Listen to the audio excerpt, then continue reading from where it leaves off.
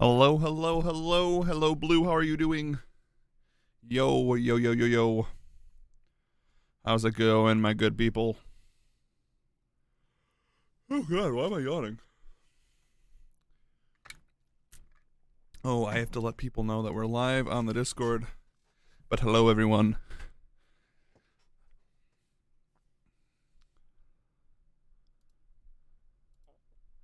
My chair is sure squeaky.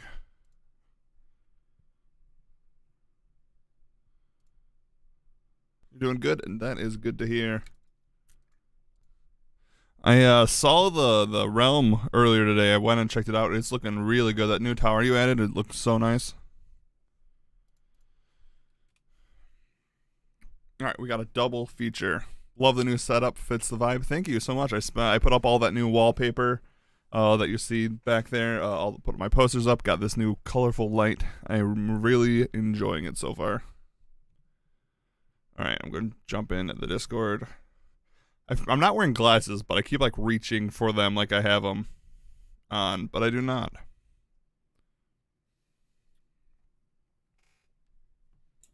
There he is. Yo, yo, yo. Hello. How is it going? Doing well. How's she going, eh? Oh, she's going, eh? Oi. Oh, yes. What? Just showing some people in chat the new setup here. Nice. It looks hot, spicy. So it's hot. It's the new hot and spicy place to be, everyone. My studio. Hot and spicy. Get out of the way, Andy Warhol Studio 59. I can't remember what a studio was. I think it's 59 because I think it's a 10 away from the funny number. Got it. Got him. Actually, I need 49. The classically hilarious number. the funniest number, 49. It was Studio 59. Okay, I was right. I had to look that up. Hey everyone. Hi. Ho. How's it going? YouTube has been like down and up today, so we'll see if we stay streaming this entire time. But we've got a podcast tonight. Yeah. I'm ready for it, man. yeah. Yeah. How have you been? What's been going on? How's your day been? Great. Fine. I watched a couple movies. A couple? Yeah. I'm a little behind on my stuff. Nice. Me too, kinda. Did you watch any of the Star Wars things? Nope. Okay, I watched the first one. Alright, we're doing good, everyone. I didn't watch the Muppets thing. Oh, that's fine. It'll be there forever. Forever and ever. Forever and ever. Alright, well, let's get this podcast started. I can see the banter is already top-notch for our special Spooky Ooky Halloween special double feature. Hello, everyone, and welcome. Hi. What? Hi. Welcome to Ruining Movies, your live movie podcast in which your hosts, me, Zach, him, Shayne, I almost forgot my name there for a second, talk about a movie of the week, and then with the help of you great audience, we ruin that movie, except, psych, not this episode. We're doing a double feature because it is the last Tuesday before Halloween. We are going to be talking about two movies today, and then we are going to be switching them up, switching the genres, writing them in the style of the other movie. I mean, it's going to be pretty hard seeing that these movies are so similar. We were talking about I Saw the Devil, I think came out in 2010. That South Korean serial killer, horror, thriller, psychologically fucked me up movie. Content warning when we talk about that, everyone. Will say it again when we talk about it. That movie is spooky. It's fucked up. And then we are talking about the even more fucked up movie, The Monster Squad. Wolfman got kicked in the nards. Content warning. But yeah, that's what we're doing today. We're doing a double feature. We're doing two horror movies. We're doing a very terrifying one and then a very kind of family-friendly-ish one, even though it's not really that family-friendly. I'm talking about I Saw the Devil. That's the family-friendly one, obviously. All right, Shayne, what have you been watching? It's been 2 weeks since we recorded. What's been going into your eyeballs? Made a sticky note. Oh, really? Hell yeah. Lay it on me. I forget some things. I already know I forgot what I've been watching, so go ahead. There's only one thing.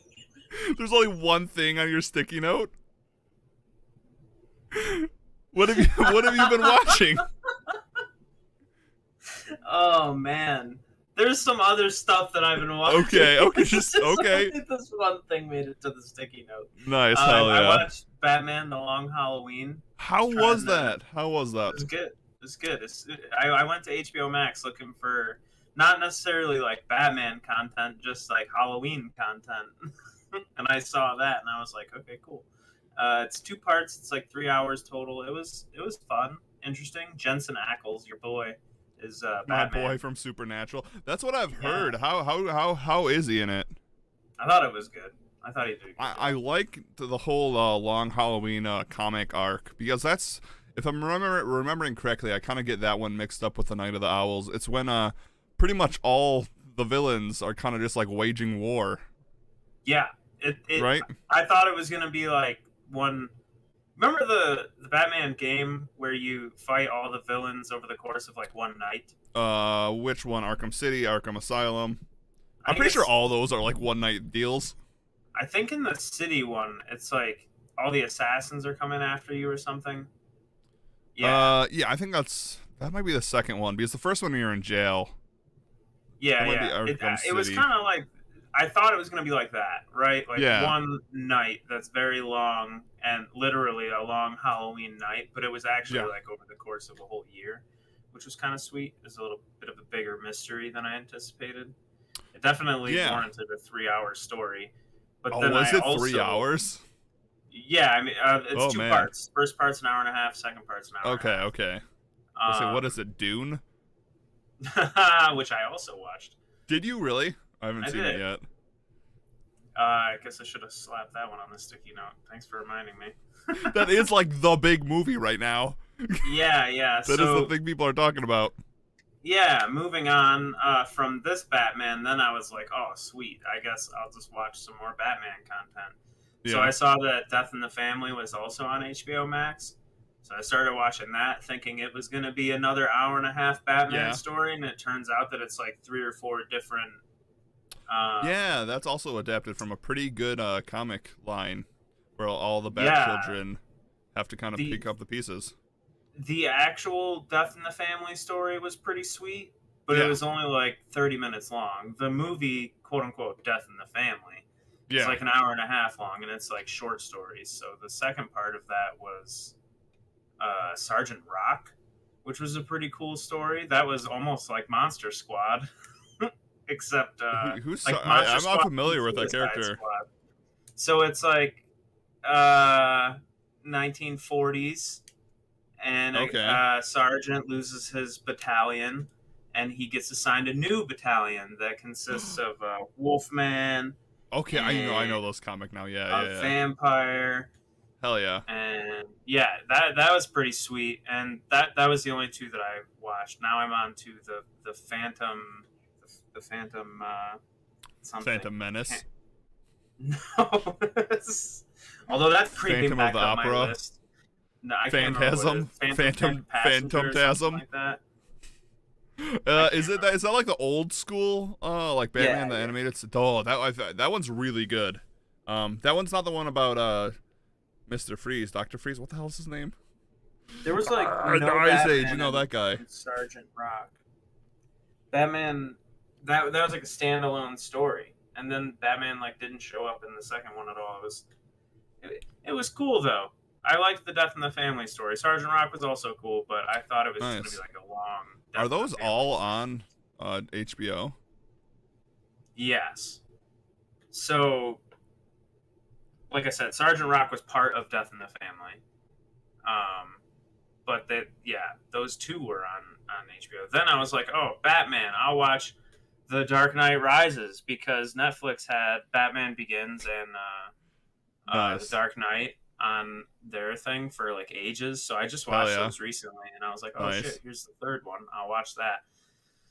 That movie, much like Interstellar and some other Christopher Nolan movies that I've seen, just like gets goofier every time I watch it. It really is. Like Christopher Nolan films are like really cool when you first see them, and then the more you watch them, you're like, right, there's a bomb on a subway cart, and it's making everyone want to purge each other. as soon as the movie starts, right? They're like, Yeah. all right, we're gonna hijack this plane. Now, insert 19 other steps to achieve something that we could have done in probably 3 or 4 much easier Is steps. that the one with Bane? Yeah. It's a very convoluted thing Bane's trying to do there. And also, when I'm watching this plane thing, I'm like, Jesus Christ, you guys have an unlimited amount of time?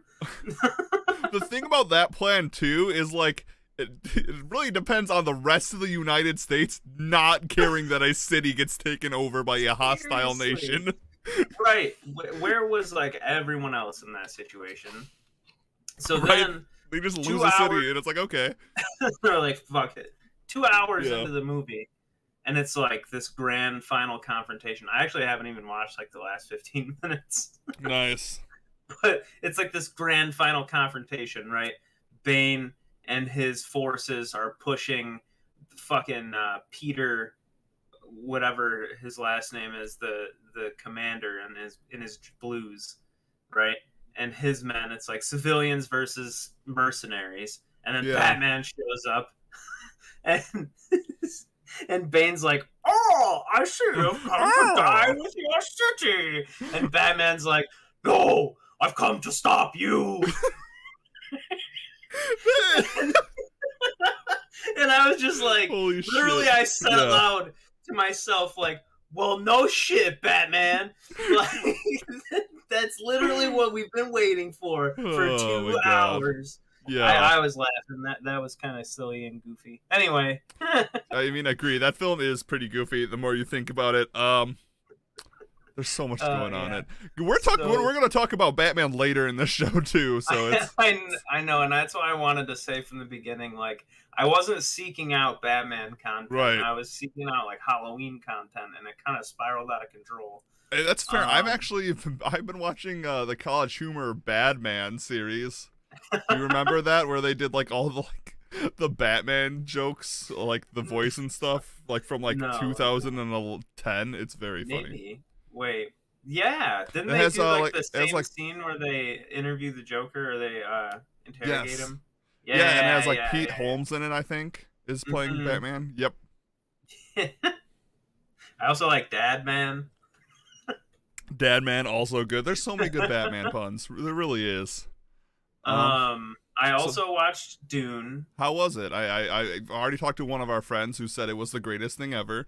So I would love to hear your input. I'm actually excited to talk to him about it because yeah, he will definitely. He's already seen it. According to him, I think 3 times. Okay, so I talked to one other person that I know that's like very, very into the Dune saga, and they liked it a lot too. So we've talked about this before on the podcast. This isn't something I've been like exposed to very much.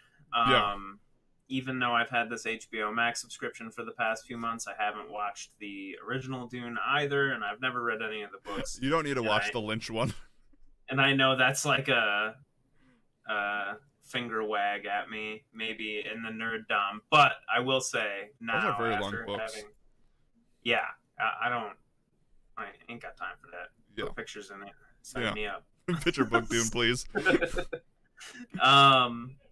So I liked it. I liked it a lot.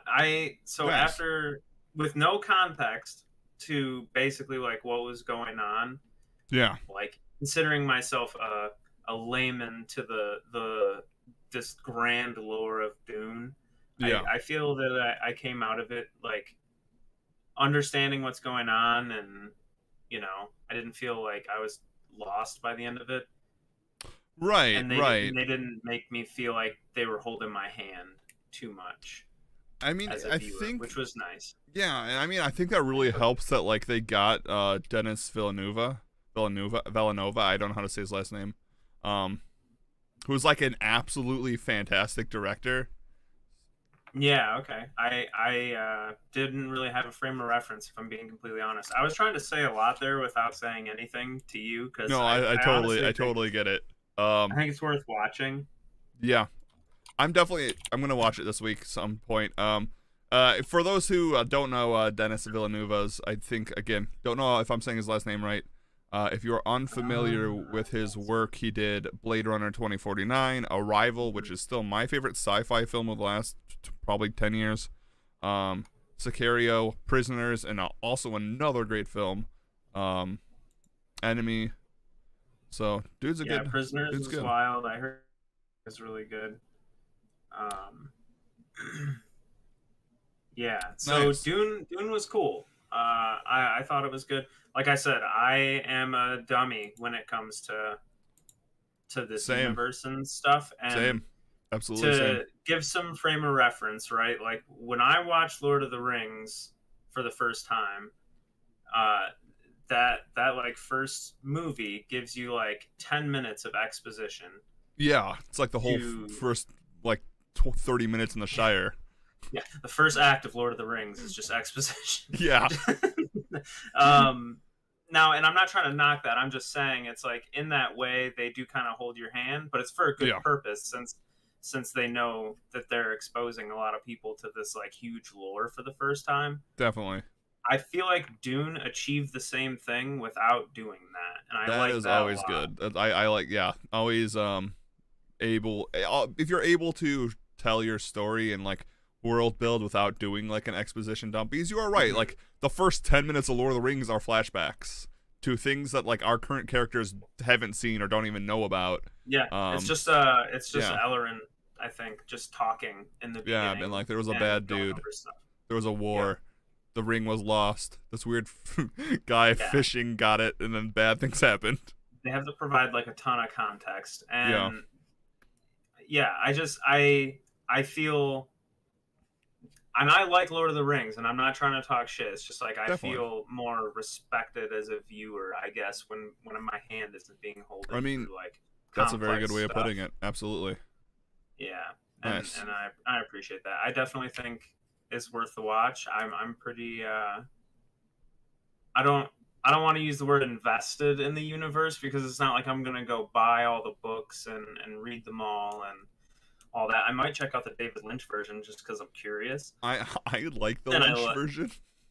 You like it, you said? Okay, so I want to talk about the David Lynch version for a bit, because not really a bit. Well, it's not like I'm going to be talking about it for a bit, but there's kind of a bit going on right now. There's a lot of people on Twitter just like being like, "Look, David Lynch, this is how you can make a Dune film." I'm telling you, everyone, David Lynch does not fucking care. First of all, it's different. It's because Dune is kind of a weird property. If you like, I know a little bit about the lore because the lore did interest me, and it like gets really weird in the later books. And I mean, that's who's what I've heard. Better than doing weird space worm god drug religion philosophy movie than David Lynch himself? So it's really weird, but I know a lot of people do not like it. But I mean, I think it's weird in it's a good way. Well, like I said, I spoke to someone else that's like a big fan of the series and had seen the old one and saw the new one, and said that there was some things they liked about the old one better than the new one, and it's like vice versa as well. So I don't necessarily need it for like frame of reference or anything. I liked this movie just as like a science fiction epic. I thought it was cool. I mean, and palatable for a dum-dum. Yeah, and I mean, like, literally, like, 3 hours ago, it was revealed we're getting a part 2, which I don't think they were. It's weird that they did, like, the first half of the book and didn't, like, already secure a second part of the book, but now it's confirmed that they are doing a part 2 now, coming out in 2023. Yeah, I didn't know it was on HBO Max. I thought it was only in theaters, so when our one friend did tell me that it's on HBO Max, I was like, shit, all right, I'm going to have to find time to watch it now. For a limited time only, till November 21st. Till when? November 21st. Okay, I have time. It's on there from October 21st till November 21st. See, I'm liking HBO Max and them releasing these theatrical releases. It's been pretty nice, I'm not gonna lie. Yeah, I mean, kind of going off that note to what I watched the new Halloween. Did we talk about this? I don't think we talked about this last podcast. No, I think it was like about to come out or something. Yeah, we watched the clips on it. So yeah, talking about kind of what I watched in HBO Max and theatrical releases that are actually on streaming right now. I watched don't have Halloween Peacock. Kills. Was it awesome? I don't have Peacock. Oh yeah, that was on Peacock, but I think it was on HBO Max. I got a free trial to watch it. It's Send me all of your passwords via DM. yeah. If you want, I will. It is a fun. Okay. So Halloween Kills. First of all, I did a review on my other YouTube channel, but I'm not gonna plug that right now. I'm trying to remember what I said. This was like a week and a half ago. Halloween Kills is like if you made Michael Myers like somehow do that like fusion Ha from Dragon Ball Z with John Wick. Okay. My dude kills Awesome. so many people in this movie, and like you know how like Michael Myers is usually terrifying because he's like just the shape in the distance just like appearing and he's like stealthy. No, he literally takes on mobs of people. Like the first scene, this is even a spoiler, because okay, so in 2018, the Halloween reboot came out. I keep calling it a remake, but it's not. It's a reboot. Came out and it ended with like Michael being trapped in a burning house. Laurie Strode and her family driving away. They won, even though Laurie was stabbed. The movie starts with fire engines passing them on the way, and like not even joking, 12 firemen get there, and like Michael's in the house, and he gets released, and he doesn't even like slowly take them out one at a time. The scene is literally burning house, front door open, 12 firemen all standing like in front of him, and Michael just walks out the door, and it's a 1v12.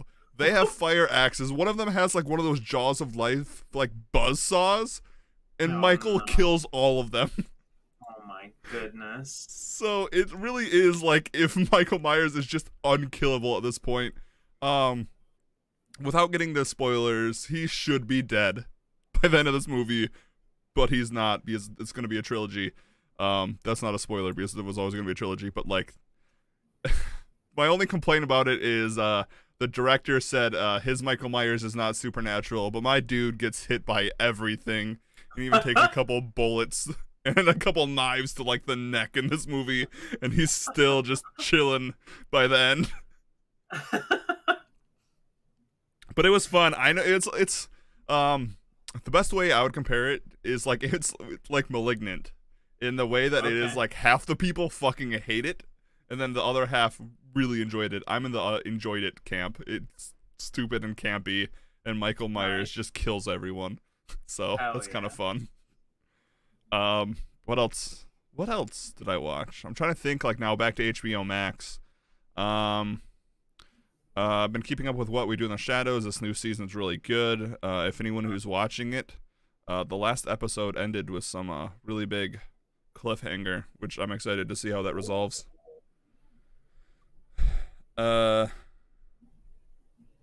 American Horror Story sucks. That's over now. Lock and Key season 2 just dropped the other day. Oh yeah, how's that? Have you seen the first season? Yeah, I watched the first season when it came out. That's by Joe Hill, right? Correct. Yeah. Stephen King's son.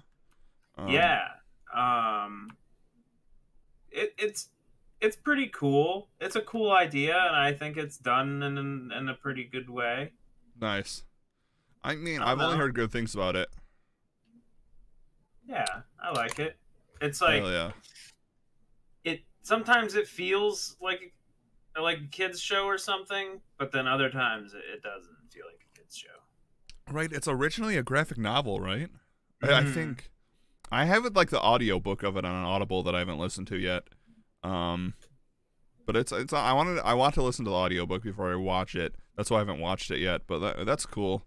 I know talking about kind of in the same vein, Good Omens season 2 is currently in production right now, so that's gonna be nice. I really like season 1. What else did I watch? I've been watching a lot of like D&D Let's Plays. Not even Let's Plays. That's like video games, I should say. What is it? Are they still called Let's Plays? I'm guessing not. I mean, is it just a bunch of people playing D&D? It is a bunch of people playing D&D. More specifically, I've been watching the Dimension 20 people, so it's the College Humor people, and it's been very good. Cool. I recommend to anyone out there. I've never really been one to sit down and watch D&D. I love D&D, but I've never really been one to sit down and watch it. I watched like a decent amount of like Critical Role season 1, but I'd rather be playing it. That's just how it is. Yeah. But the Dimension 20 is the way they run it. It feels like our home game. It's a lot more like jokes happening, a lot more breaks, a lot more wild stuff happening. Breaks. A lot of, there's a lot of breaks in our game. Yeah. The current I'm watching the first season of it, which is called what is it? It's called Adventure High, and the whole premise of the campaign is, what if John Hughes ran a D&D campaign? So like Breakfast Club, Ferris Bueller's Day Out. So everyone's playing, all 6 people in the party are all playing like your classic high school tropes. And it is very funny. I highly recommend it. They're like only 2-hour episodes, which I mean is still a lot, but like they're a lot more lighter than some of the more D&D Let's Plays, so they're cool to have in the background. Yeah. Let's Plays. I don't know what it's called. Go check it out. It's cool. They're all on YouTube. All right, let's move forward. Let's talk about some news. If we were going to do this last week, but I lost my voice, we were going to talk about a bunch of DC stuff, but I don't really want to talk about all the DC stuff. There's a lot of it. So we're only going to talk about some of it, and we're going to talk about it at all. I mean, we're going to talk about the Batman. We're going to talk about the Batman and Peacemaker. But Zach, I can't even remember with all the other ones. The Flash trailer was okay. Aquaman, The Flash. I did send you a list of like everything. I was like, look at all these things. I had to watch so many trailers. All right, let's do the whole. I'm just kidding. I am just kidding. All right, DC Dome. I actually was super proud of myself because when I looked at this list, other than the last thing, I had actually already seen everything on the list. So nice. I threw that last that's one. That's a first for me. The last one in the list to talk about is it's a lighter note to go out on, a very wholesome show before we talk about I Saw the Devil. Nice, just how I like it. Yeah, so I mean, I guess we can do a quick rundown on the fandom because we're about to talk about the Batman. So for those who don't know, well, first of all, we're about to do movie television news before we review. The dot dot dot. I need to get like a board where I can actually make those noises happen. Yeah. And we got like a bunch of like new trailers and stuff revealed. Like I said, we're really only going to be talking about the Batman one and the Peacemaker one because I think those are the two most exciting of the bunch. But we also got a new Flash trailer.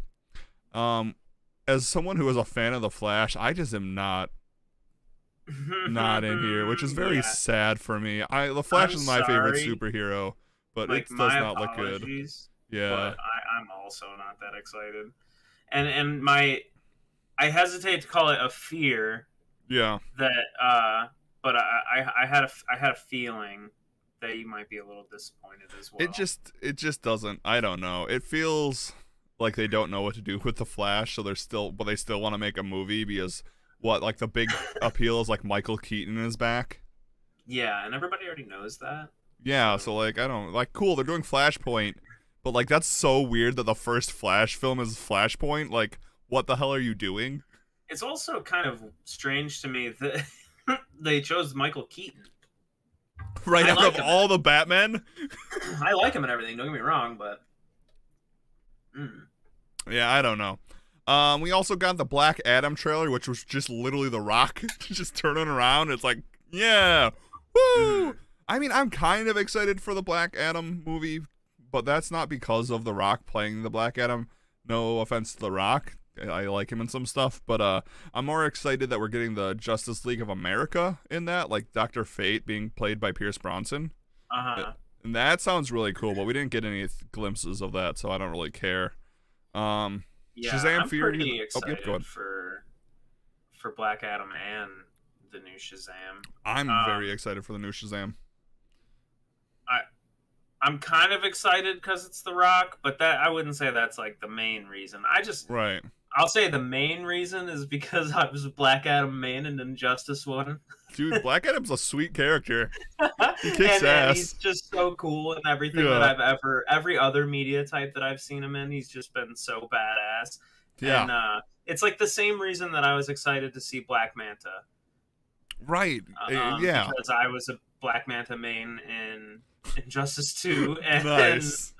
he's just been a really cool, interesting character in everything that I've seen him in. So like that's kind of why I'm excited for Black Adam. But Shazam, I'm pumped for that because it looks sweet and because I really like the first one. Yeah, same. I honestly, if we're talking about like my favorite new DC, I don't know, what are they even calling their Property. universe? Yeah, DCEU, or whatever this like new modern DC is. Like, I think the Shazam movie was probably one of my favorites, if not my favorite. It's up there for me, man. I really like the new Suicide Squad, though. Oh, that's true. The new Suicide, like before Suicide Squad came out, I'd probably rank it for number one. But the new Suicide Squad is very good. Yeah, Shazam was really cool. I went in there anticipating it being like, just based on the trailers and stuff, it seemed like it was going to be way more like childish. Yeah. And it was so good. It has so much heart. Yeah, it was just really well done. I like that movie. And I mean, Captain Marvel Shazam was my main in Injustice. I like me a Captain Marvel. I like Shazam. I've always liked him as a character. Well, he dies. Yeah, I was gonna say it's a shame what happens to him in Injustice, but I like him. That's why I was a Black Adam man. Yeah, because Superman kills a child. Everyone. I think Black Adam was a character in the first Injustice. I think he was too. There's a new Injustice movie coming out also, by the way. I know. I'm very excited. He is in the first Injustice. Can I just type in DC? Then we're also got an Aquaman 2. I don't care about that.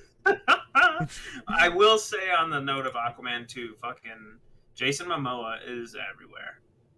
He's he was in Dune. Yeah, I was just gonna say he's all the way from the desert to the ocean. He's everywhere. Yeah. He was in Dune, Aquaman. He's got other shit going on, I'm sure. He's in that one Apple TV show. Not you. Me. No, C. I was like, he's not in you. I watched all of season 3 of You. Oh, nice. I've heard a lot of good things about that show. I like that show a lot. It's very traumatic and very lifetimey, but I like it. So yeah, Jason Momoa. Yeah. Did you see the first Aquaman? Yes. The only part of that movie that I really was like entrenched in was the trenches part. Like that one, it's like only one shot too when Aquaman's diving and all those like creatures from the trenches are like following him down.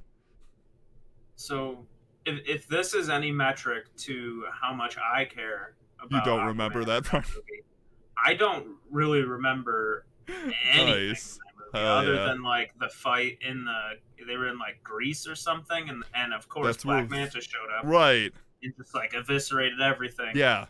And that's like probably why that stands out in my mind. But that and Willem Dafoe with hair.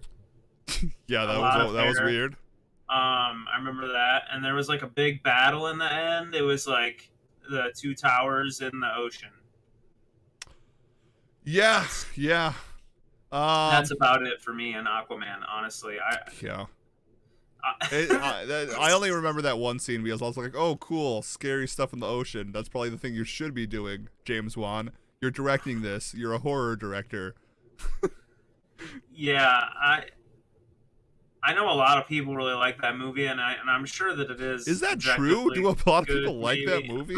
I don't know. I don't know if that's maybe. True. I found there's probably some people who like that movie. I'm not trying to dog it, I guess, because I don't know. I mean, compared to the other movies, it's not bad. Like, yeah. I don't know. After I watched Shazam the first time, I could like rewatch that shit in my dreams over and over. Right. Yeah. I've seen Shazam a couple times. I've only seen Aquaman once. Same. I watched it once and I barely remember it. Yeah. Okay. So leading into that, the big trailer of the DC fandom, which happened 2 weeks ago, was the slowed down Nirvana soundtrack trailer for Batman, I should say. Yeah. I am kind of excited for this film. Yeah, no, I'm actually excited. Paul Dano as the Riddler is going to be sweet. I love Paul Dano. I love Yeah. Robert Pattinson. Me too. I kind of love that they're embracing the super emo, super goth Batman. I actually very much love that. Yeah, he seems really like unhinged. Yeah, exactly. That's a great way of putting it. Like he seems like the director, I can't remember who's directing this, said like this is a much angrier, much less honed in a less honed in Batman, and I think this looks sweet. I thought the trailer, even though it is kind of very funny that they played a very slowed down Nirvana song, because it's like we get it. This is gonna be a very moody trailer. It's got angst. I get it. Yeah. It still seems pretty sweet. I'm excited for it. Matt Reeves is directing it. He did the Planet of the Apes stuff. But Paul Dano is going to be sweet in it. Zoe Kravitz as Catwoman is going to be cool. Robert Pattinson as Bruce Wayne, Batman, also sweet. Yeah, is he always going to be wearing makeup or what? Because Dude, people are going to know he's Batman. I kind of hope that's just his thing. He walks around looking like he's from an MCR concert. Like, everybody's going to know you're Batman, dude. Yeah, this universe's Bruce Wayne isn't like the super popular a millionaire like he is in the Nolan version. He's just like always brooding in the corner, like constantly reclusive. Yeah, he looks like exactly like you said. Looks like he should be at an MCR concert.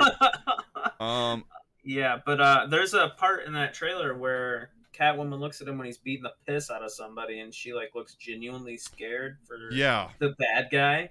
Yeah. Or presumed bad guy. Right.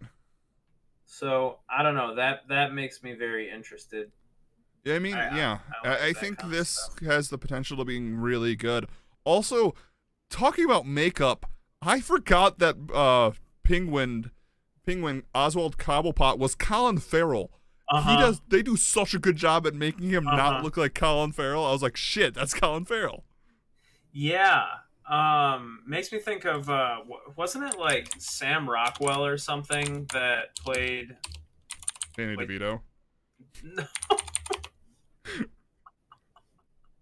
He played the original Penguin, yes, but Sam Rockwell. Dude, that Danny DeVito Penguin is like actually gave me nightmares as a kid. Do you remember that part where he like straight up just eats a fish?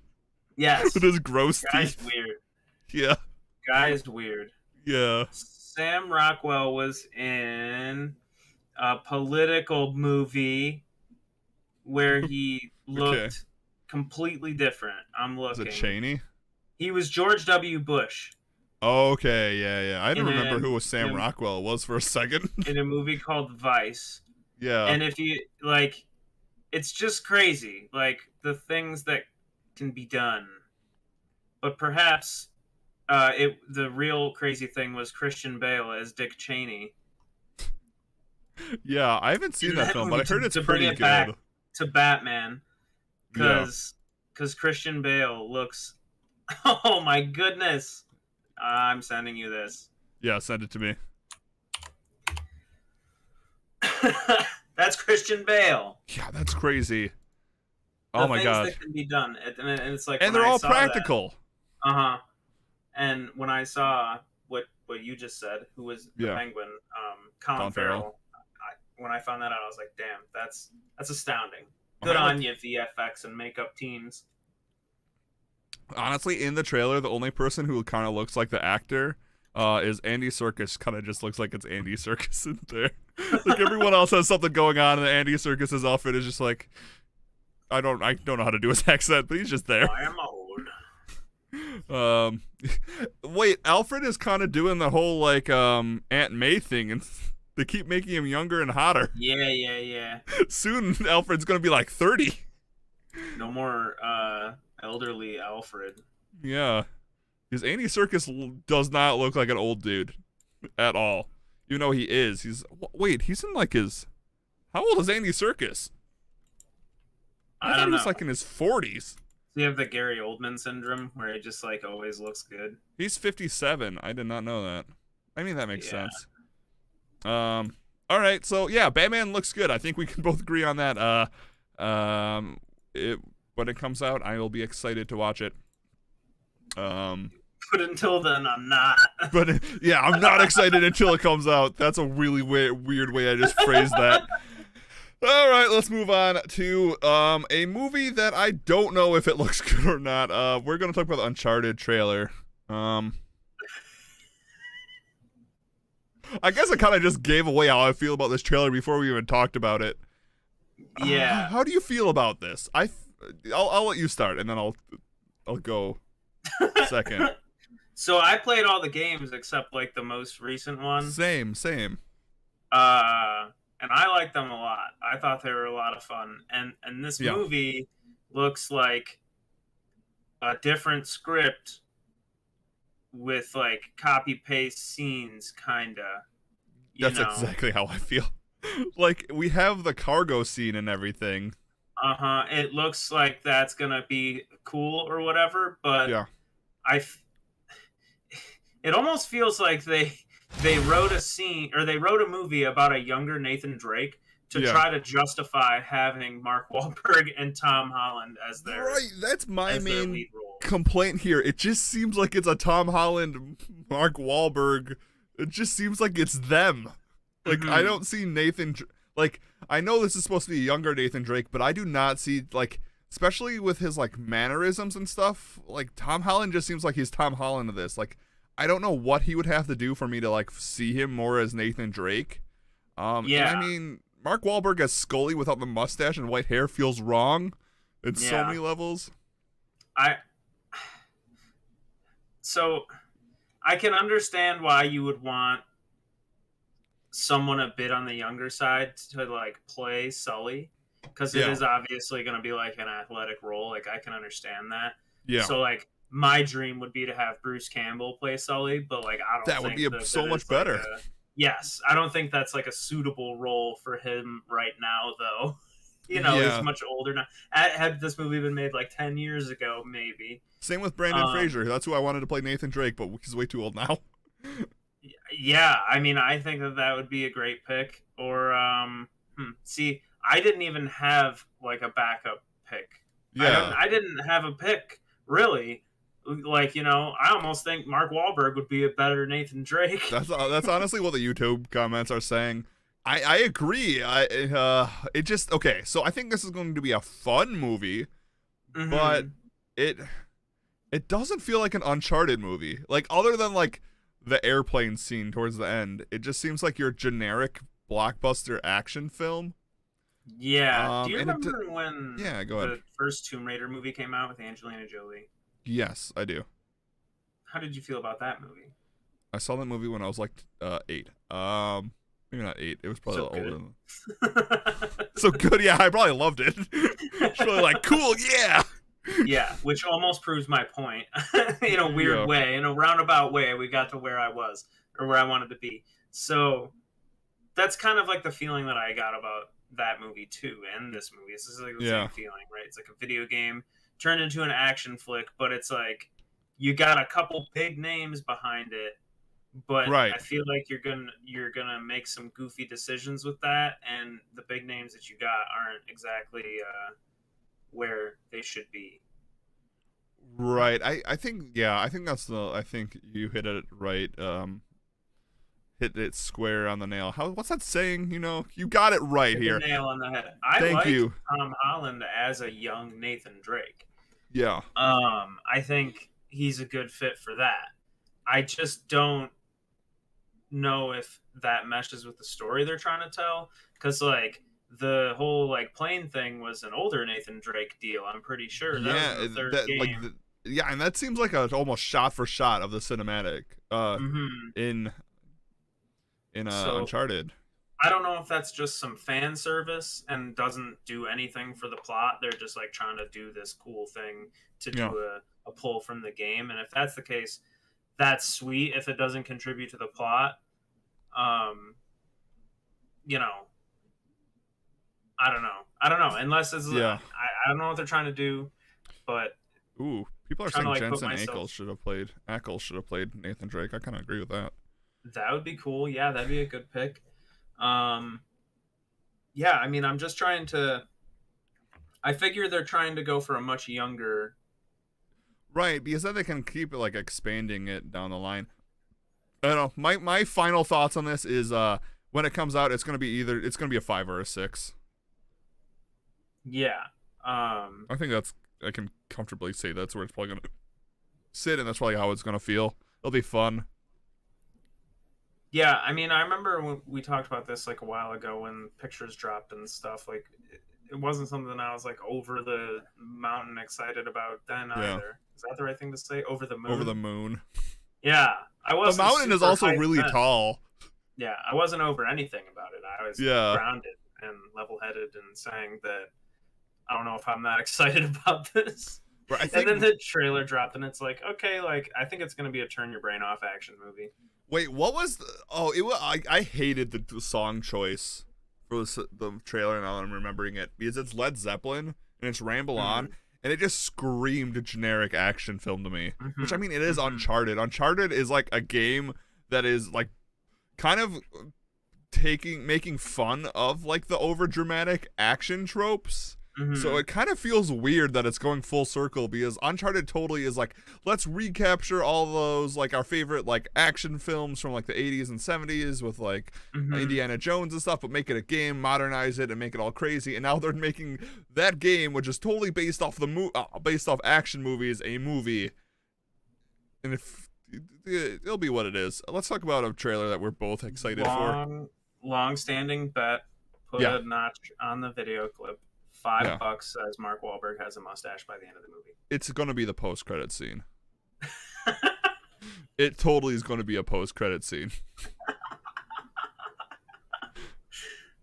Yes. The next trailer, which I'm... The next trailer we are talking about is a trailer Shayne sent me last night, which I'm very excited for too. It is a film that I didn't even know was happening. It is dropping in theaters November 19th. And on demand November 23rd. We are talking about the film Black Friday. And this showed up on my YouTube just out of nowhere. I'm so glad it did. For those who haven't seen this trailer, this movie looks like it is. First of all, it's a movie about Black Friday. God, why did I just type in Black Friday into Google? That was a bad mistake. Get out of your deals.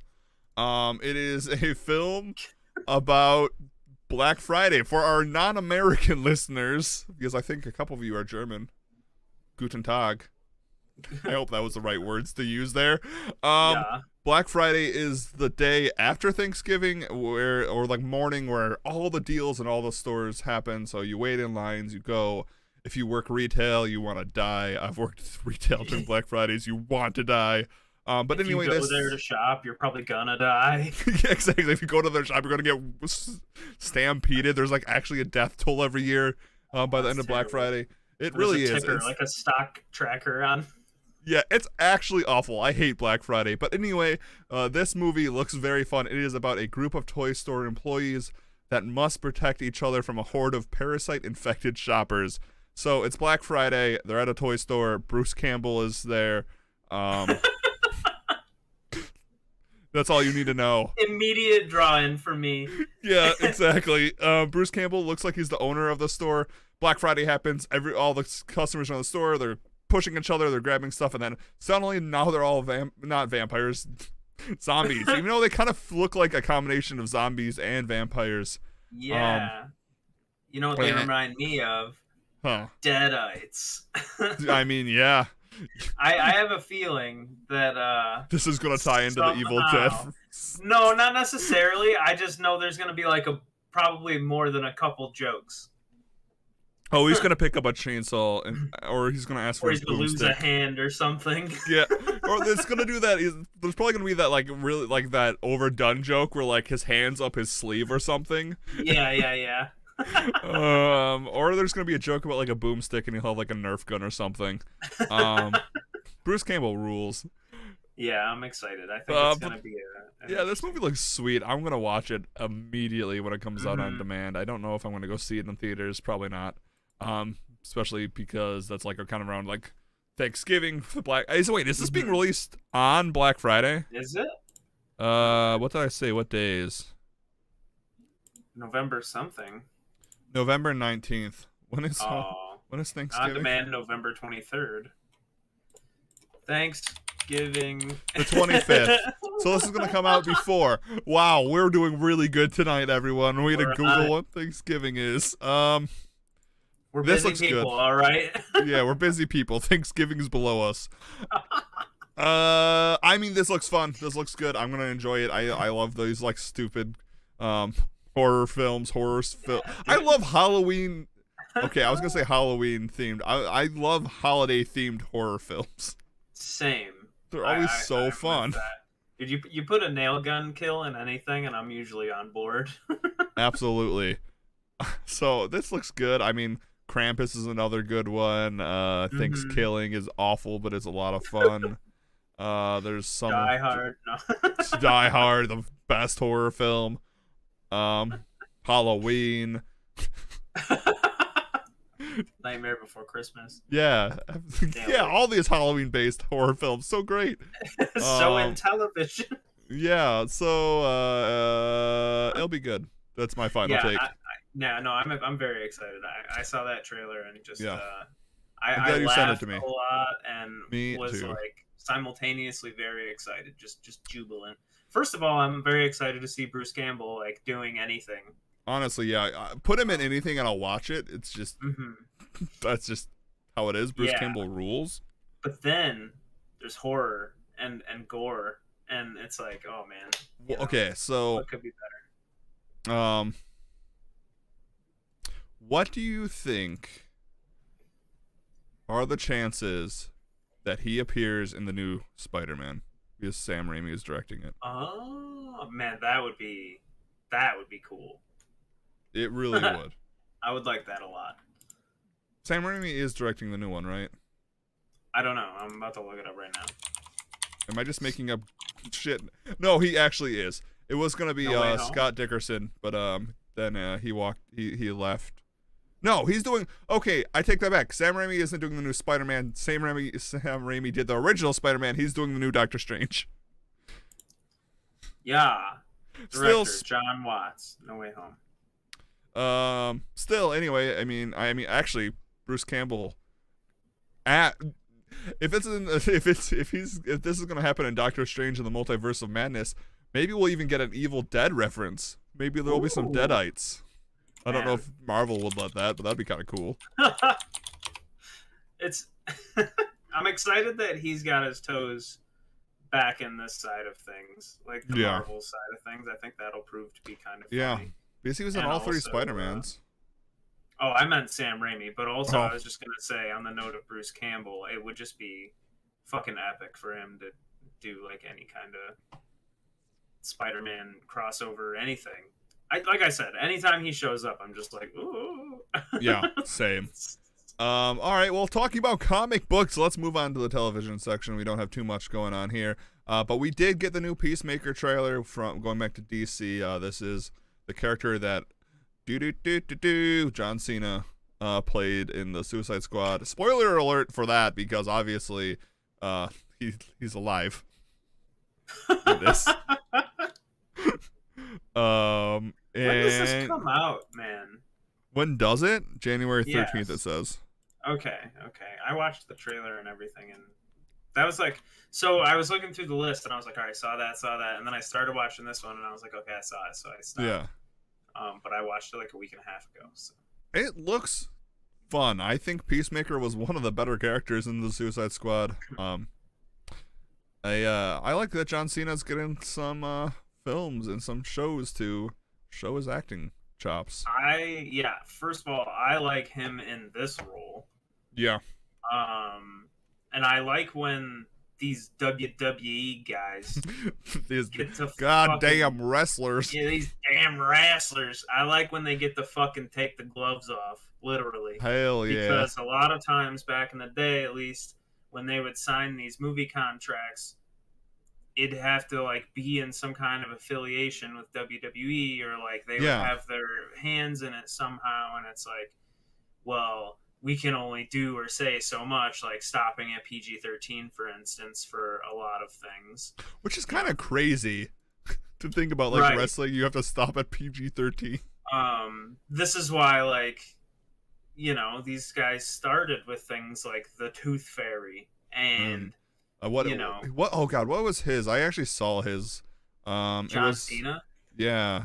Like he It was was in called like the I think his first movie Marine. was like the Marine, Yeah, yeah, it which was is a exactly that. It WWE was the property. Marine. I'm pretty sure that is or was. So if it wasn't, its follow-ups were WWE properties. Yeah. So like that's the thing. You're kind of like strapped down by this company to do whatever they want to do because he's like still employed WWE or whatever. Yeah. Maybe I'm just saying a bunch of nonsense. I don't know shit about contractual obligations in this like multi-million-dollar company. Legally, Shane and I do not know anything about contracts. Do not sue don't us. know shit. Don't come after me. Leave us Vince. alone. Uncle Papa Vince. Legally, this is not financial advice. Yeah. I'm just saying, like, it's pretty clear that they started in like a certain realm of film and then got to advance into some bigger, more badass stuff. And now you have like The Rock playing this like over the top badass character in the Fast and the Furious, and he like got that role and loved it, I guess, I'm sure, or hated it. I don't know, maybe. But also, you know, now he gets to be the Black Adam, which is something apparently that he's wanted to do all his life. And then you get to see John Cena fucking do all this crazy gory stuff and say the F word. It's awesome. And hug a bald eagle. Yeah. And then, like, it's funny because it seems like Batista kind of bypassed all that. And if you look at his career path, he, like, officially and completely retired before he started doing movies. Yeah, absolutely. I think this is going to be good. I'm excited. I think James Gunn is, like, actually writing and directing some of the episodes, too, Nice. which will be nice. It looks fun. It looks good. It's gonna be on HBO Max. Again, I think HBO Max has like a really good record so far, like in the last couple of years with their shows. I mean, we also got the teaser for the new Harley Quinn season. Like their DC shows have been pretty great. I mean, Doom Patrol also got its new season trailer at the DC Fandom. That has been fantastic. Harley Quinn has been really good. I haven't watched Titans, but I heard like the first few episodes are kind of cringy, but I've heard that like Titans is actually a pretty good show now. I heard something similar about that. So I mean, hell yeah. Like I said, I think the character is funny and cool, and I think that John Cena is a good fit for it. And I'm excited to see kind of how it plays out. I like the idea that it's a show because at least if I watch a few episodes and it's not what I like, at least I don't have to like commit to it. Absolutely, I completely agree. All right, well, let's talk about the last thing, which is something that is not on the radar of anyone, but I wanted to talk about because it's a show that I've binged lately, and with all these very action-oriented trailers, and we're about to talk about some very intense movies. I wanted to talk about Joe Pera Talks with You, trailer for season 3. I love this show, everyone.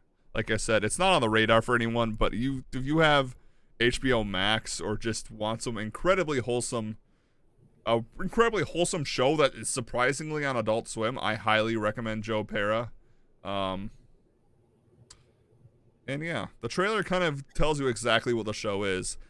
We get revealed what kind of episodes we're getting this season. One is about buying your retirement chair. Another one is about what Midwestern people keep in their second fridge, which I think is an incredibly funny joke and a very regional thing because I think I can relate to that as someone who has a second fridge.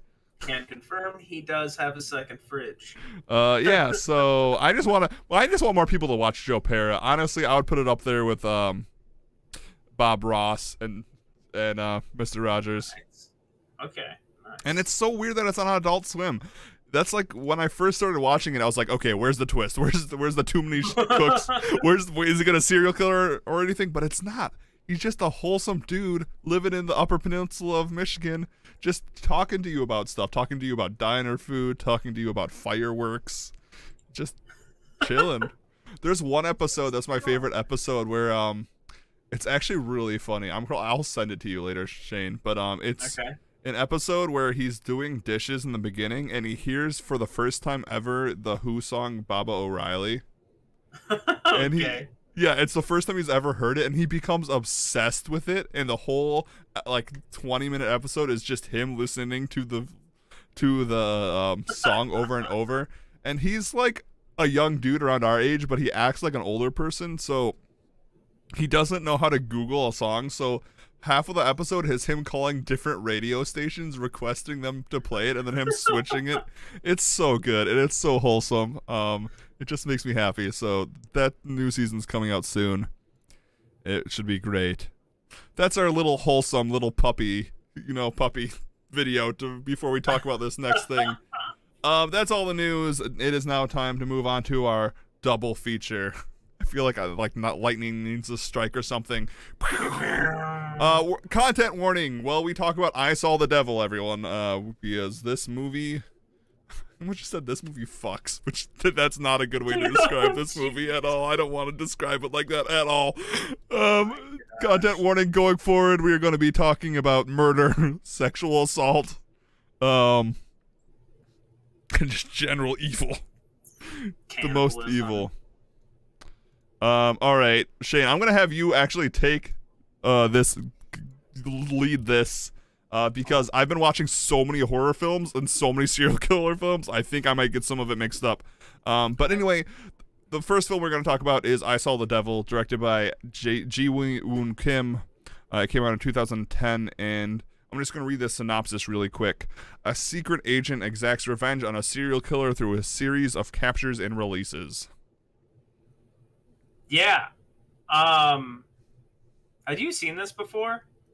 Yes, I think like in 2016. Okay, so basic rundown. There be a psychopath on the loose. That's it's weird to say that, but that feels like putting it lightly, and I don't even know what you could go above that. Like, the first 10 minutes of this film is like actually horrifying. Yeah, it's fucked up, and they're very graphic. Very graphic. Like the murders in this movie are super graphic. That is one thing I always kind of was while watching this film, I will say about that before I let you continue, is like, you always, like, kind of in serial killer films or even slashers, like, usually, like, it'll be like a minute of like violence, and then it'll be like, okay, they're gonna fade to black or like move on to like the rest of the story. This film, they do not do that. They literally sit on like him like chopping apart bodies and stuff for like 5 to 10 minutes, and you're just like, God, I'm so scared. Yeah, there's some like crazy long shots and some interesting things that they do with the camera work. There's one part I'll talk about specifically that I love, but it is so like overwhelming. Anyway,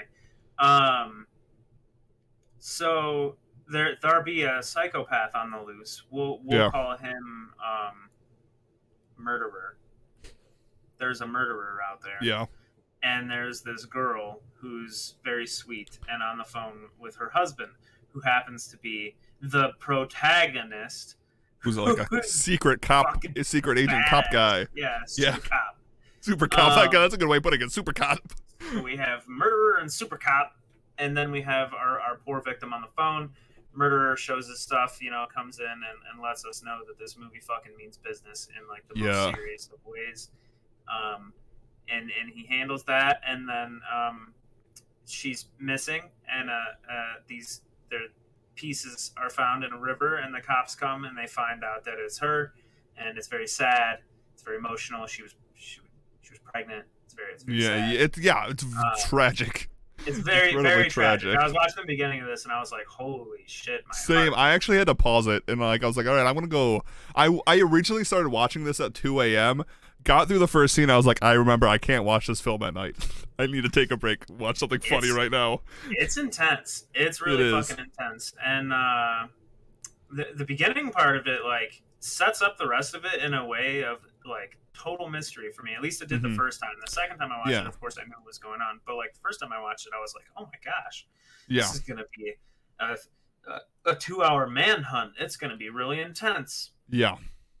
So within the next 20 minutes, the protagonist has grown so pissed off and consumed with revenge that he does enough research on his grief mandated time off from work that he seeks out the killer and exacts revenge like almost immediately, and then Yep. starts this game of cat and mouse with him for like the next, third of the movie, basically. Right, and that's the whole point of the film too. Is we in a lot of slashers and a lot of action films, we always get. I'm like thinking like Taken. It's like, what would you do to get back at a murderer and stuff? And this question is very prominent in this film. It's definitely of how far can you go until you become a monster. And a lot of those films usually hold back and say, oh, okay, you do everything you can and you never actually become the monster because it's some bullshit that you don't become the monster. He straight up is a monster by the end. By the end of this movie, yeah. Yeah. Yeah. He pushes it. And he knows it, and everybody else knows it, right? And still he gets told to stop multiple times. So like his father-in-law endorses this mission, right, and puts him on this quest of revenge, and later in the movie basically begs him to stop, and then stops begging him and just like tells him never mind. So the guy pushes on, and like everybody knows this is a bad idea, you should stop. Even the killer is like, this was a bad idea, dummy. And he even tells the killer, you were right, I underestimated you. This so everyone knows that this is stupid, and this is a very bad idea. And he goes through with it anyway, and it just like destroys him. Yeah, right. Like I said, he's a monster by the end. To continue the elongated synopsis, right? The first third, well, not even the first third. Like the first 15 minutes is the tragedy of the protagonist's wife. The next like 30 minutes is the protagonist finding the antagonist, and then the next 30 minutes is him torturing the antagonist. So he gives him like a tracker and fucks him up a bunch of times, all John Wick style, sets him free. That's fucks the thing. Him up, sets him free. The action scenes in this movie are pretty, like, I would like almost equate to like Old Boy. Yeah, and which is funny that you say that, because the antagonist of this film is in Old Boy. And yeah, it's very like just gritty street fighting. It's cool. I like the fight scenes a lot. So it's like finds him and like discovers all these dirty secrets. Like he finds out there's other serial killers that are also cannibals. And anyway, yeah, that I always forget about that twist. It's like it's already like bad enough, like with this psycho killer going, and then it's like, oh, there's more, and they eat people. Yeah, so I was actually misled the first time I watched this movie, and this time I'm glad we watched it again because it got to kind of relieve some of those misconceptions I had. The first time I watched it, I thought that he too was a cannibal. He just like didn't want any when he was at the house. And then this time I watched it, and in the beginning I was like, all right, is there anything that alludes to this man being a fucking cannibal? And there's not. And then by the time he gets there, it's like, okay, he never was. He just knew some crazy he's just, they're just his buds. Yeah, he's just some homeboys that eat other people, you know. It's great, yeah. Anyway, so he keeps tracking this guy down, but then the guy finds out that he's being tracked and gets rid of his tracker in the grossest way possible, and then now the ball's in his court, and he exacts his revenge upon the revenge-stricken protagonist, and then the protagonist finally takes him down, but not before the antagonist basically ruins his entire life. Exactly, like I said, it's the whole idea, like, if you push yourself so hard, do you become the monster? And what I like about this film so much is that it's like, yeah, if like he's absolutely lost himself, and by the end, he does done incredibly fucked up things. Yeah, like by the time the movie's over, there is no protagonist. Yeah, because you're not like, yeah, at first you're like, okay, like I get it, revenge, like absolutely, you like feel for him and stuff, but you're right, by the end you're just like, fuck. Yeah, like when you're watching him walk down the road, you're like, okay, there's no good guys left. No. Like the protagonist isn't the quote unquote like archetypical good guy anymore. Yeah. He is just as bad as the man he just killed. Which is what a lot of Korean films, especially like there's a lot of serial killer Korean films.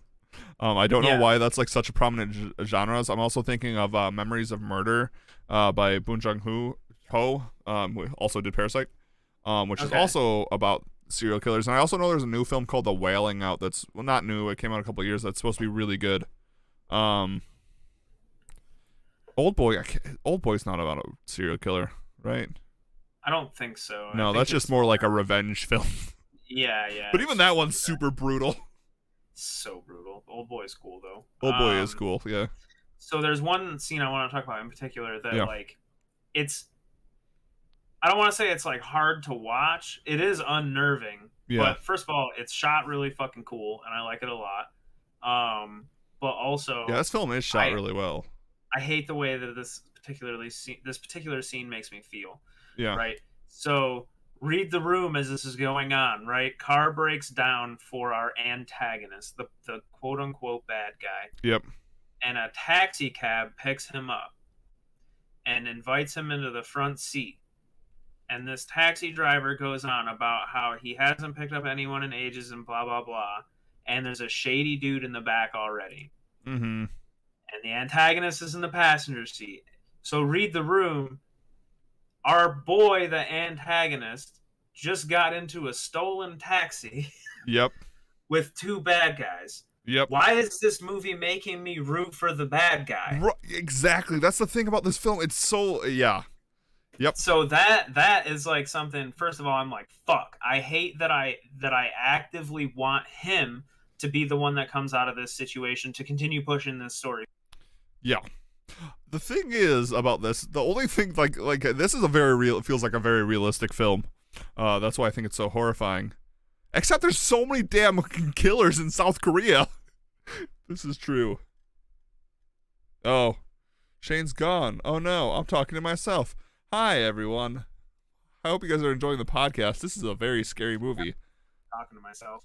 I was talking to myself too. I was just saying that this film is so scary because it feels so realistic. Except the one part where is South Korea just 50% killers? I mean, yeah, I guess. I mean, I don't know. It's a lot. The amount of like serial killers they run into in this situation. Film. Yeah, it's just everywhere like he goes is just criminals trying to kill him. Not even just normal criminals; they're like straight up murderers. Yeah. He gets involved with the worst types. Yeah. So, what was the last thing you heard? What was I saying? The taxi cab and how you were rooting for the bad guy. Yeah, how it makes you feel like you should root for the bad guy. Yeah, and at its core, right? Like, I don't like that this movie is making me want to root for this guy, but I know that to push the plot forward, it's like he has to come out on top of this situation. Yeah. And you can kind of see what's going to pan out. And then the way that it's shot is so cool and also unnerving. First of all, it's hard to watch people get stabbed like 25 times. Absolutely. Stabbing's always... I'd rather see someone get shot in a movie. Stabbing's like so visceral. And in these... in this movie in particular, like it's done in such a way like you almost feel it. It's crazy. Yeah. But the way that it's shot is really neat. Going around in circles in the cab of the car as it's moving. Getting to kind of see all that. It's like a one long shot where they're all kind of like fighting in the cab of this car as the camera goes around it. That was really cool. The camera work in this film is so good. Yeah. Yeah, I didn't get to acknowledge it as much the first time I watched it because I was kind of just like, holy shit, this is a thing that's happening now. Yep. But this time I really got to like take it in, and that was cool. I liked that particular bit of camera work, even though it was particularly disturbing and hard to watch. That's the thing about I Saw the Devil. It's like the content, the story is so rough and horrible, but like the artistry of the film itself is so good, and that's why I think like the film has this reputation, because it's not just like a gore fest, even though it kind of is. It's not just like a B horror film. Like it's a straight up good film wrapped in this absolutely horrible thing.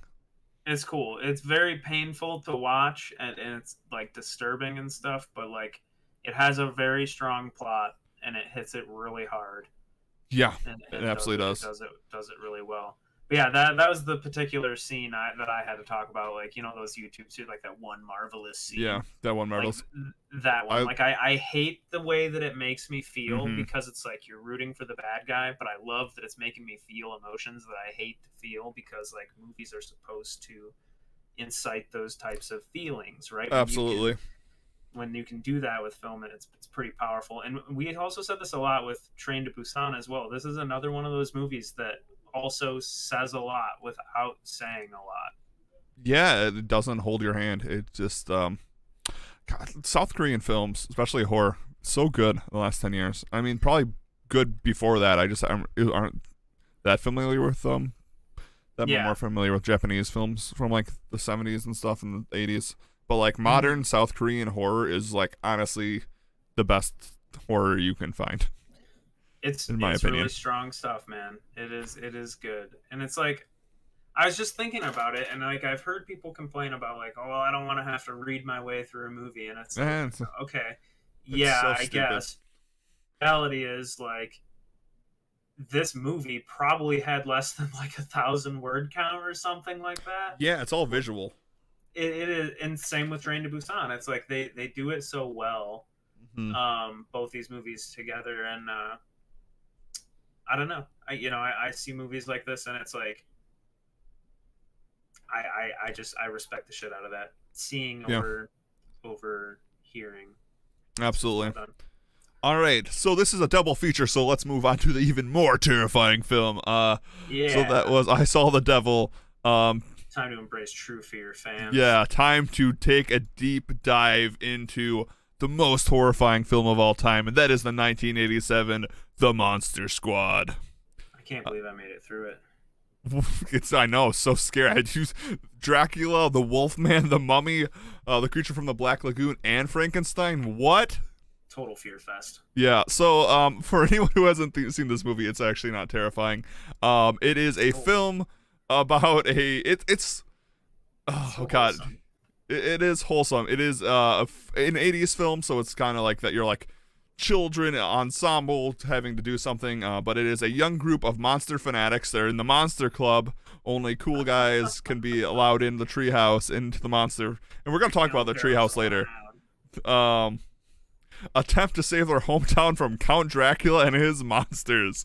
So this one, the premise of this film is there's a small town, there's a monster squad, a monster club of these children who love monster films. They know everything. Like literally, to get in the club, they have to you have to answer questions about classic horror, which I absolutely love. Come on, it's the monster test.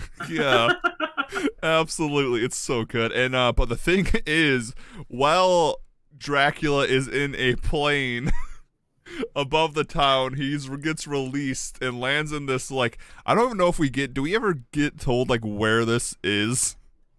It feels like the Midwest. So. But correct me if I'm wrong. Yeah. They get dropped into the Black Lagoon, right? There wasn't already a creature. They didn't drop a creature in. There was already a creature there. Right, exactly. Okay. So just had to make sure. Yeah, somehow in this town there's the Black Lagoon. Dracula falls in there. Frankenstein is with him. He summons the Mummy and he turns someone into the Wolfman. And then they're all dry. Yes, and you. And the premise of this film is so stupid. I love it.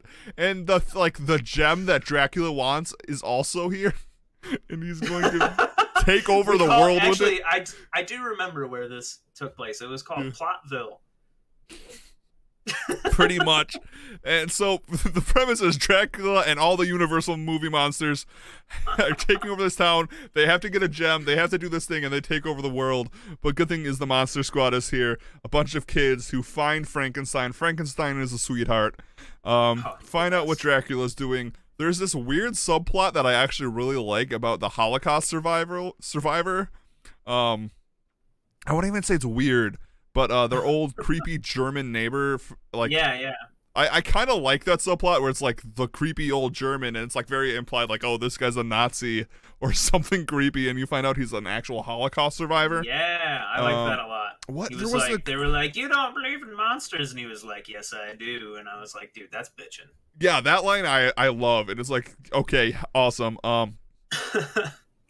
And yeah, so it's, if you've seen The Goonies or anything like that, or have seen any of these kind of adventure, children adventure films, even though this film, it does not feel like a children's film at all. They swear a lot, and say a lot of insults. Yeah, this movie could not be released today. No, I usually don't agree with that kind of thinking, but they say some shit in this that's ugh. Yeah, okay, cool. Whew, maybe no, but I'd be fine with it if it was, just like I'm fine with watching it now, but I don't think that people would feel the same way. it says some things that like just aren't cool nowadays. Yeah.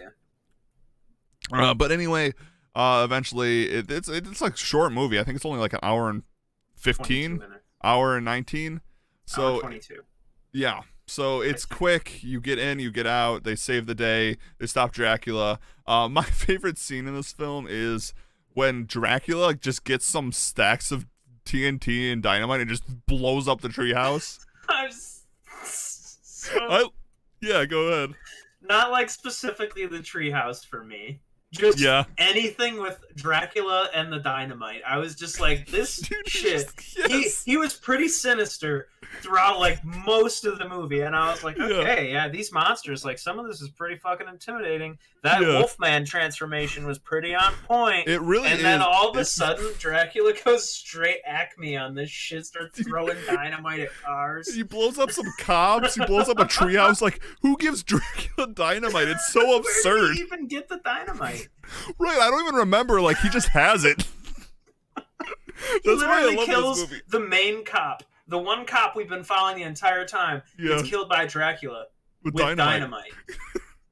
That's why I love this film so much. Is like, it seems like when they were writing it, they're just like, and this happens, but it's like, but why? Just because it does. Oh yeah, the creature from the Black Lagoon's there. Obviously, why is there a mummy in the middle of the Midwest?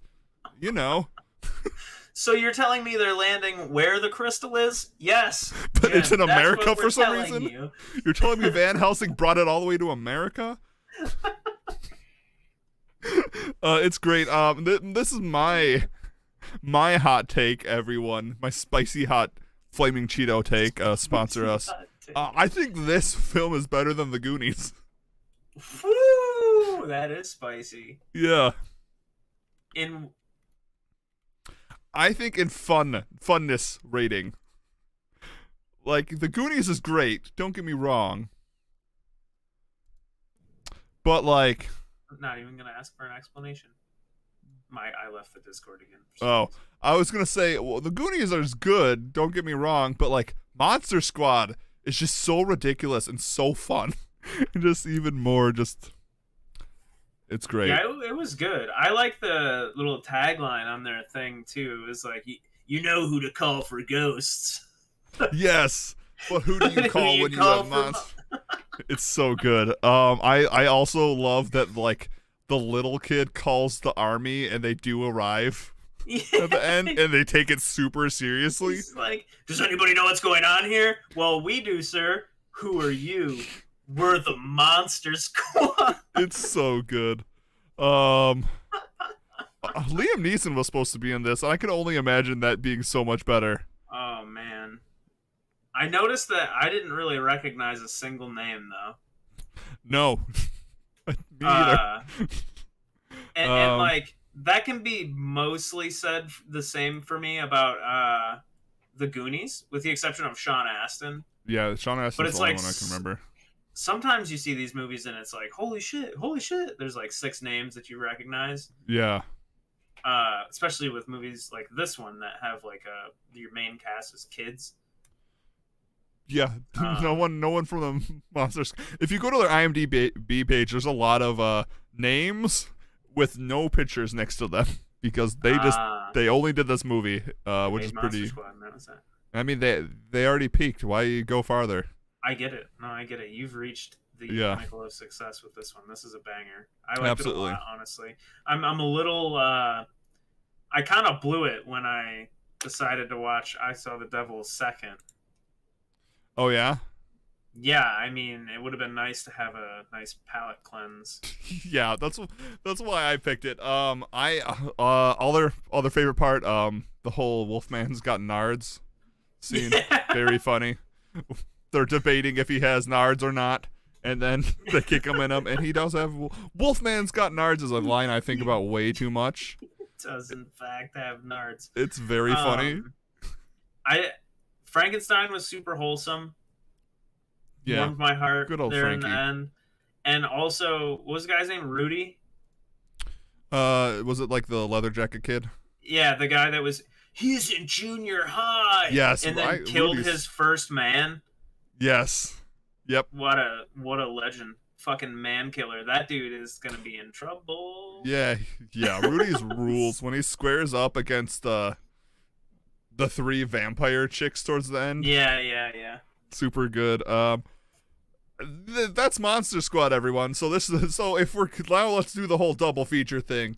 So everyone knows a good horror film around Halloween. You go to your double features at the drive-in. I guess if it's 1970s, you watch your 2 horror films. Usually they're not connected, but sometimes they are. But this time you are in your car, sitting in front of the large theater screen, and you are about to watch the Monster Squad I Saw the Devil double feature.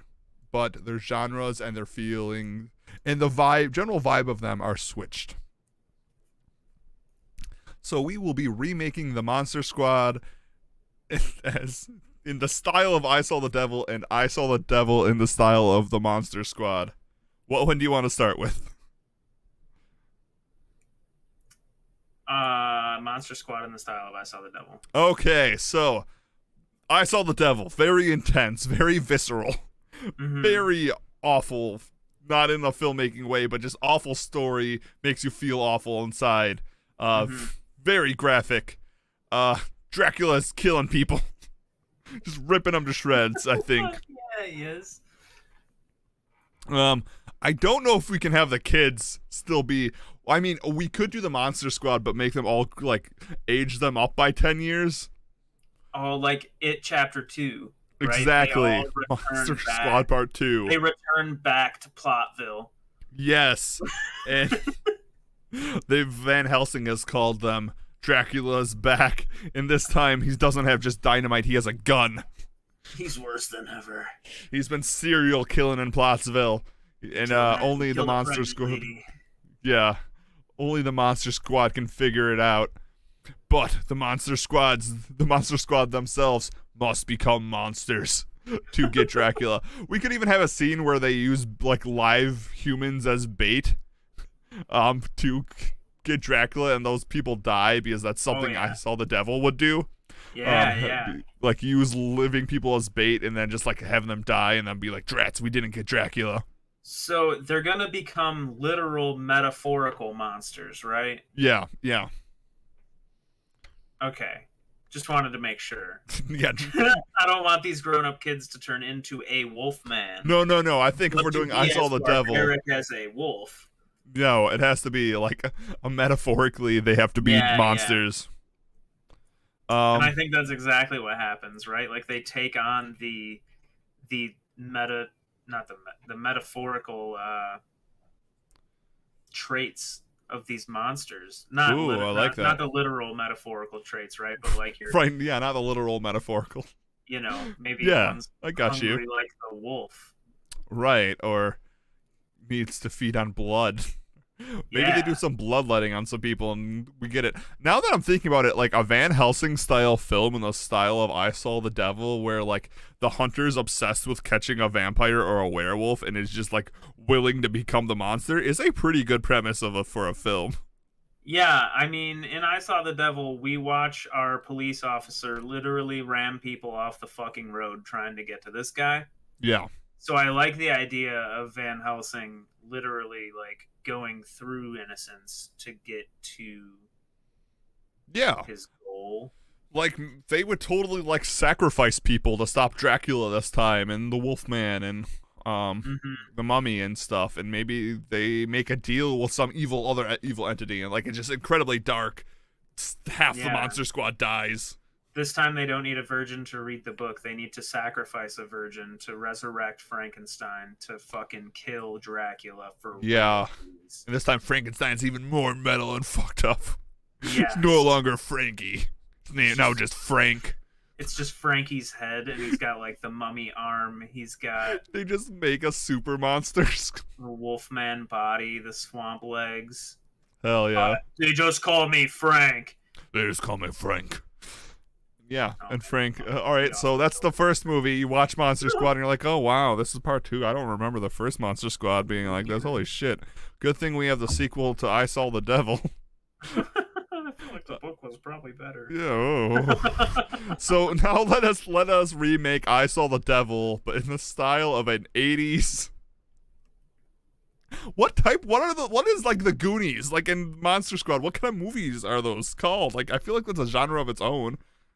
It makes me think of what do you call young adult novel books like nowadays, like Yeah. Hunger Games and shit like that.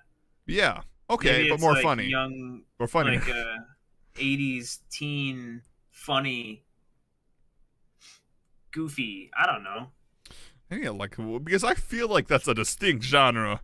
Yeah. What genre is the Goonies? Like, I would Just put gonna the say Goonies action there. adventure comedy or some bullshit. I want specific. Yeah, come on. 'Cause someone has to have made like up a name, like a trope for this. Yeah. The Goonies trope. The Goonies trope. The Goonies trope. All right, well, we're making this in the style of Monster Squad, so you guys know what we mean when we're talking about that. And I saw in Monster Squad, it's kids. They fight. The adults aren't listening to them. There's something happening. Someone says fuck maybe once in the film. Other than that, there's not too much gore. And they're just kids. So how are we making this one's gonna be the hard one? How do we turn I Saw the Devil into an 80s Chris Columbus, John Hughes style film?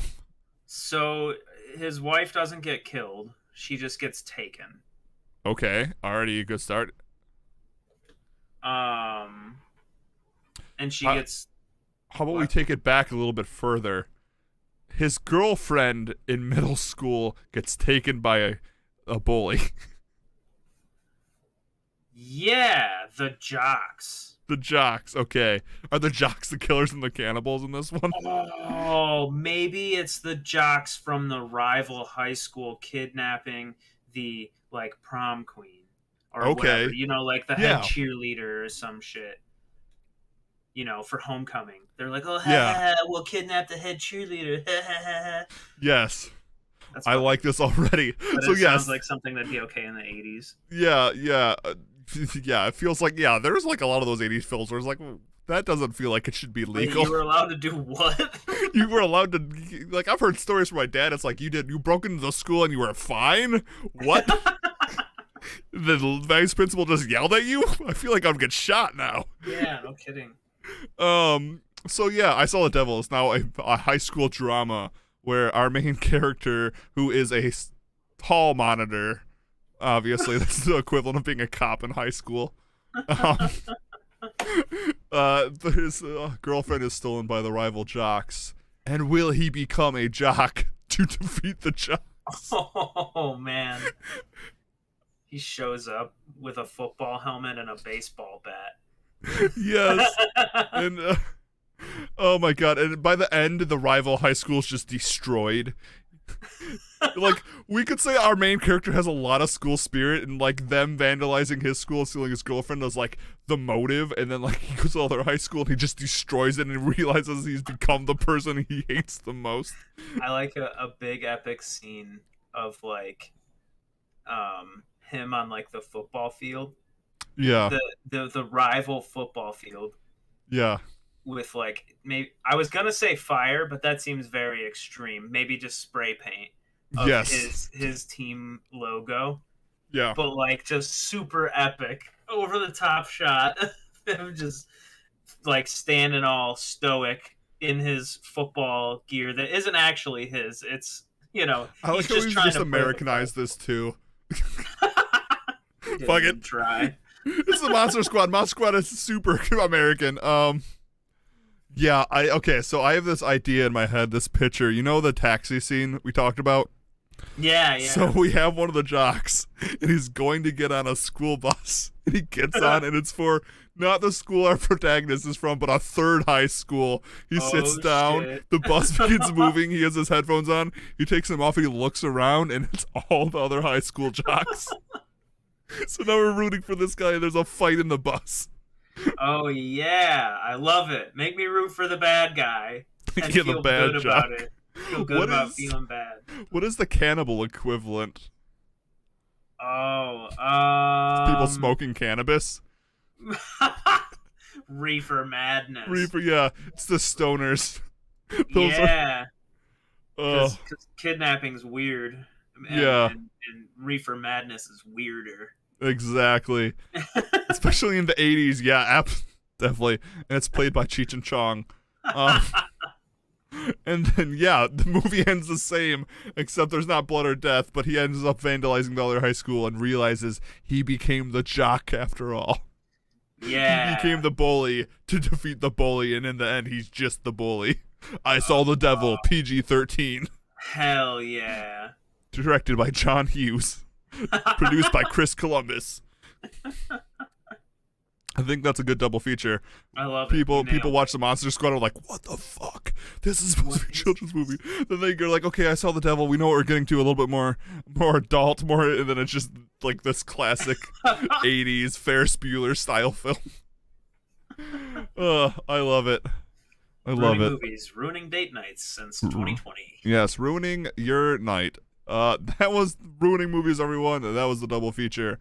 Shane, who's picking the movie for next week? Is it you or is it me? I picked I Saw the Devil.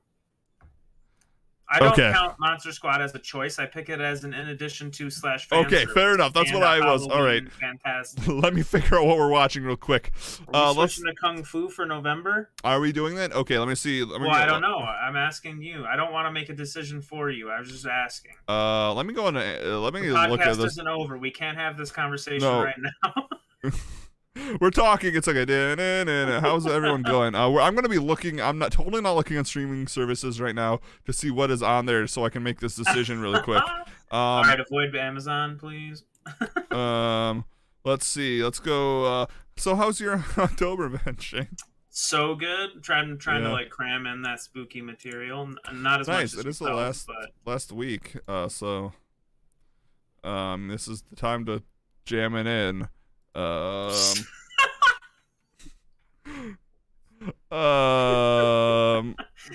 you're right, man. Yeah, you know what. All right, we are going to be watching Enter the Dragon, which is on HBO Max, and ruining the Bruce Lee film Enter the Dragon. Perfect. It's totally not it's a good film, and it's totally not because it was the first kung fu film I saw on HBO Max. I mean, this is perfect. I mean, honestly, Enter the Dragon is pretty fucking sweet. So it leads into my next pick. Hell yeah. And we're doing man, I was gonna say real kung fu, but that sounds insulting because the last one we watched was a fucking banger. Oh, actually, what? Okay, what are you going to pick? I was thinking about Ip Man because you were doing Enter the Dragon. Okay, I'm changing mine. We're gonna watch The Raid. Okay.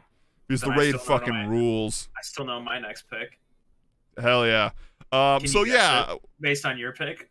Nice. Yeah, we're gonna watch The Raid Redemption, the 2011 Indonesian action thriller. It is so good. Is it on HBO Max? What? Is it on HBO Max? I don't think so. I don't know where it is. Oh, so you just picked a movie. Got it. Yeah, we'll figure it out. I'll find a link for us. It's somewhere out there. Someone has to have it. It would be crazy if no streaming services had The Raid on it. It'll for sure be on Amazon, 100%. Yeah. But anyway, next week we will be talking about The Raid Redemption, a super cool action film, and then also kind of brutal. I doesn't remind me of I Saw the Devil, but it has some pretty brutal scenes in it. It's a great action film, and I think a good way to kick off this Kung Fu November. Martial Arts November. Yeah, we got this. All right, let's do some plugs and get out of here. Shane. My name's Shane. You can catch me live at twitch.tv/bringtheshane. Hell where I yeah. play video games. And I hang out with this guy, and it's super fun, and we do stuff, and it's great. Those are all true statements. Come nice. hang out. All right, cool. Yeah, go check that out on Mondays. Shane and I, we do Dummies Play, where we play co-op games. Lately, I should say this October, we've been playing Minecraft with our community as we rebuild a town. It's looking pretty great. We're going to do the reveal of that next Monday. And yeah, I think Phasmophobia just got an update, so we're going to have to play that again soon. Nice. And you can also check me out on all my YouTube pages. Go to the Known Unknown for tabletop role playing and movie reviews. That's been kind of the channel I've been focusing on. Go on that. See what the entire review of Halloween Kills and with spoilers and everything. Go to Farm Goat Plays to see me playing games with Shane on Monday and a bunch of video game videos of me playing a bunch of indie horror games. And yeah, that is it. We will see you guys all next week. I'm trying to think. Do we have anything else to say? No, we don't. It's going to be November. I can't believe October is already over. It sucks. I mean, it's not over right now. But it's going to be over by when we see you guys next. And that is it. I hope you guys enjoyed this. And as always, be excellent to each other. Party on, dudes. All right. Bye, everyone. Bye. All right. That was a podcast. It was a lot of fun. Those were two good movies. I'm gonna go eat food as always. Streaming makes me so hungry, and same with running D&D games. I hear that. Can't relate as much anymore with D&D, but I remember when I was DMing. Whew. Yeah, just gets so hungry. All right, dude. I will talk to you later. Was a blast as always. You bet. I'll talk to you later, friend. All right, peace. All right, chit chat. I'm going to get out of here. Thank you guys for watching the podcast. We are back every Tuesday at 7 p.m. Eastern, in which we have another live episode of Ruining Movies. Next week, we are doing The Raid Redemption, a super cool 2011 action thriller, an Indonesian action thriller, I should say, to be more specific. It is great. And yeah, thank you guys all once again. You guys rule. I'm out of here. Be excellent to each other. And bye.